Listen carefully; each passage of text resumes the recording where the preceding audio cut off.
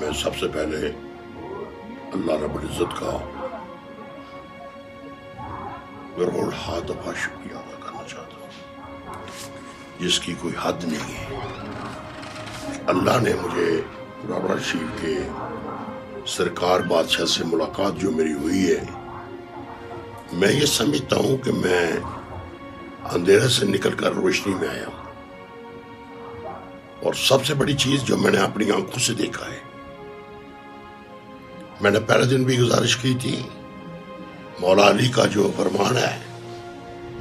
کہ جب کسی کو چیز ملے تو آسمان کی طرف دیکھے کہ اس کی مخلوق کی خدمت کرنی ہے، تو غفار ہے، جبار ہے، قہار ہے، ستار ہے، اس کو کہہ دے 3 دفعہ اوپر دیکھ کر 4تھی بار کہ ہے اللہ، میں معاوضے کا طلبگار نہیں ہوں، میں تیری مخلوق کی خدمت کرتا ہوں۔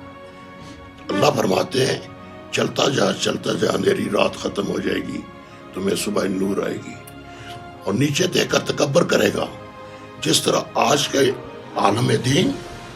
آج کے پیر خانے جو ہیں، یہ فراڈ کر رہے ہیں، جس میں لوگوں کو چیٹ کر رہے ہیں۔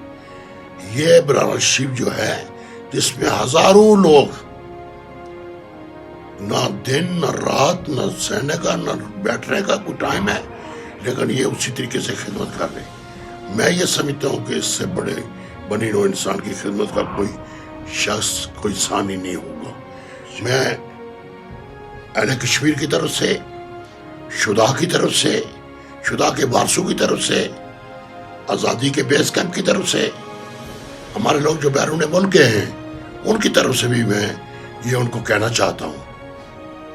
کہ میں جو ان کے پاس علم ہے، میرے پاس تو نہیں ہے۔ میرے پاس صرف عاجزی اور مسکینی ہے جو ان کے قدموں میں آ کر کھڑا ہوں، اور میں دیکھ رہا ہوں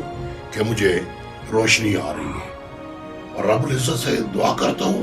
اے مولا، تاجدار مدینہ سرکار دو عالم کربلا مولا کے صدقے، علی مولا مشکل کے شاہ کے صدقے، جس طرح پیر صاحب بنی نوع انسان کی، مظلوموں کی، یتیموں کی، بے سہاروں کی، بھوکے لوگوں کی علاج کے لیے دعا کر رہے ہیں، اللہ تعالیٰ یہ قیامت تک سلسلہ اس گدی کا جاری اور ساری رہے۔ لیکن میں اللہ سے معافی مانگتا ہوں، اور میں کہتا ہوں کہ میرا خاندان، میری آنے والی نسل بھی اس دربار کی مت کے بس۔